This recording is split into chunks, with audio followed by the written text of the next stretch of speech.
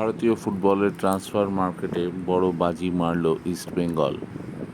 অন্তত এমনটাই মনে করা হচ্ছে শেষ কয়েক ঘন্টার আপডেটে।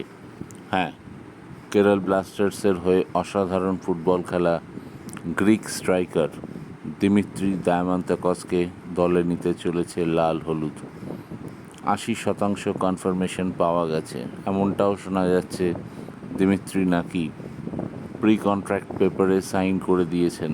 তাকে নেওয়ার লড়াইয়ে শেষ পর্যন্ত ছিল মুম্বাই সিটি, বা এখনও আছে, কিন্তু কলকাতার ফুটবল আবেগ, দর্শক সমাগম এবং ইস্টবেঙ্গল সমর্থকদের সামনে থেকে দেখেছেন দিমিত্রি।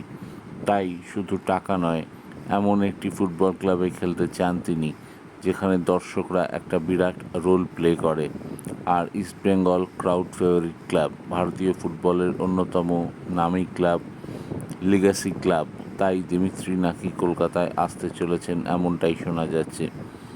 এবছর গোল্ডেন বুট জিতেছেন 13 গোল করে, কিন্তু কেরল তাকে ধরে রাখতে পারেনি, কারণ তিনি স্যালারি বাড়াতে বলেছিলেন। 3 কোটি টাকা পেতেন কেরলে, বাড়িয়ে কিছুটা, অর্থাৎ 5-6 কোটি টাকা এক্সপেক্ট করেছিলেন দিমিত্রি, কিন্তু কেরল রাজি হয়নি। শোনা যাচ্ছে ইস্টবেঙ্গল সব মিলিয়ে তাকে 2 বছরের অফার এবং প্রায় 5 কোটি টাকা প্রস্তাব দিয়েছে।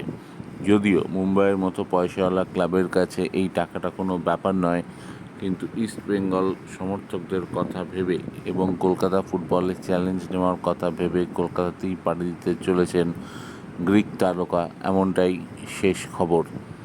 অর্থাৎ মাদি তালাল এবং দিমিত্রি স্বপ্নের জুটি হতে চলেছে। এক্ষেত্রে আইএসএলের হাই স্কোরার এবং সর্বোচ্চ অ্যাসিস্ট করা তারকাকে পেয়ে গেলে ইস্টবেঙ্গলের দল যে অনেক শক্তিশালী হয়ে যাবে সেটা বলার অপেক্ষা রাখে না।